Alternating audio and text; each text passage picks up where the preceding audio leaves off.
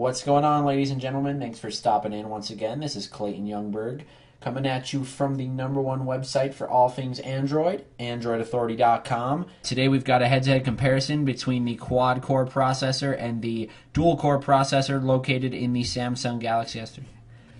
Alright, today we've got a head-to-head comparison between the quad-core Exynos chipset in the international unlocked version of the Samsung Galaxy S3 and the Snapdragon S4 dual-core processor in the carrier variants and US version of the Samsung Galaxy S3.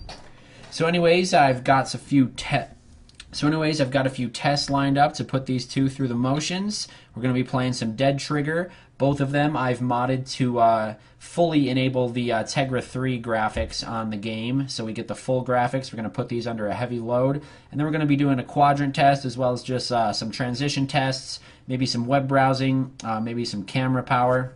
But without further ado, let's check out the Dead Trigger gameplay. We'll open it up on both devices. So you can see our S4 was in a bit of a lead, but I did possibly press it just a bit sooner on the Snapdragon processor. I'm not going to rate the game. Now, even though we got a prompt to rate the game on the quad core, it's still booted up a little bit faster. We've got our main quest here. Now we're just going to go to the main quest on each of these, and then I'll pause one. Looks like I pressed that just about the exact same time, so we'll see which one comes out on top. Looks like the quad core is getting a little bit ahead.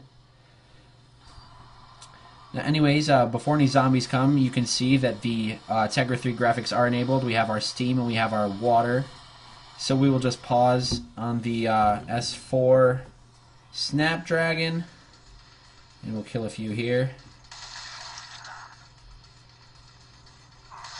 I'm getting killed from behind. Oh, it must be this crawler. Didn't know that there was crawlers in this game. So anyways, you saw that. Now we'll do it on our dual-core S4. See, it's still rendering really nicely, our water.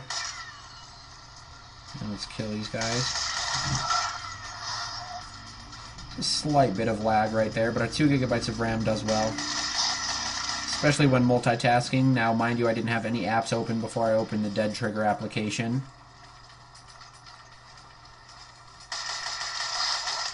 We'll walk under the water that drips here. You can see our water dripping animation. And we'll also do the same on the quad-core version of the Galaxy S3. See, our water renders very nicely there. It's like the speeds are just about at par with each other. I mean, they're not going to be too different. And we got our water here. So we have the water on each device rendering at just about the exact same speed. Really nice. And we'll just let ourselves get killed and see if there's any lag involved. And there's not. So we'll go home on each device. And I pressed them at the exact same time, and it looks like they actually made it there at the exact same time as well. Now we'll go into our task management system and our app manager. We'll just long press the home button. They both came up at the exact same time again. We did have our task manager open and our Dead Trigger. We will remove all.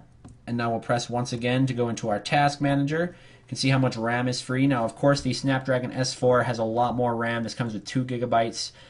Looks like we have 425 megs used. And on the quad core, we have 406 megabytes used. We'll clear the memory and see what we get then. It's like we got 327 and then we got 325.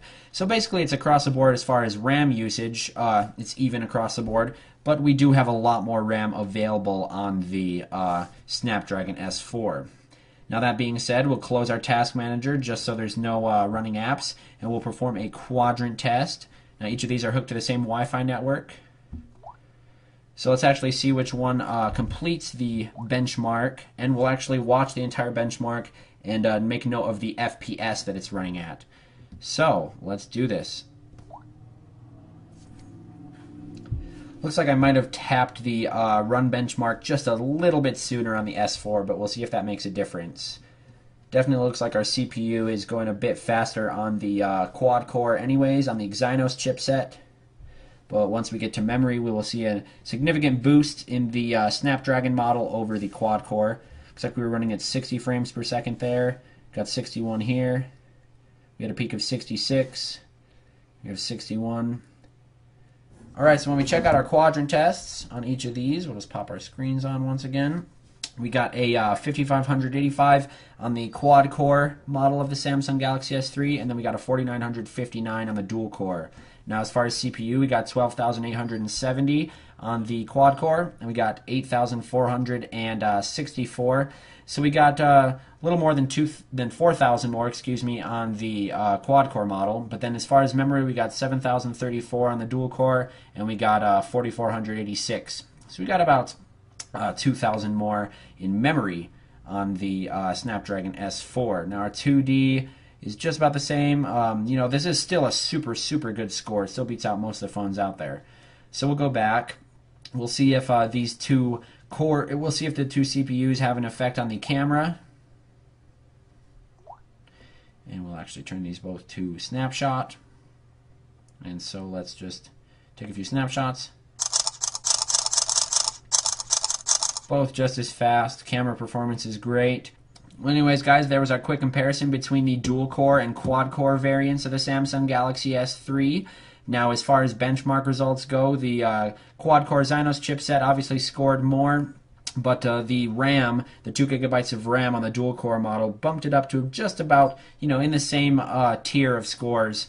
So they're both great devices. No matter which one you guys buy, I wouldn't really base your decision on the amount of cores in the international version, as the 2 gigabytes of RAM can really run basically a lot more applications just because of all that extra RAM. But anyways, guys, if you like the videos, go ahead and subscribe to AndroidAuthority.com. We got more where this is coming from.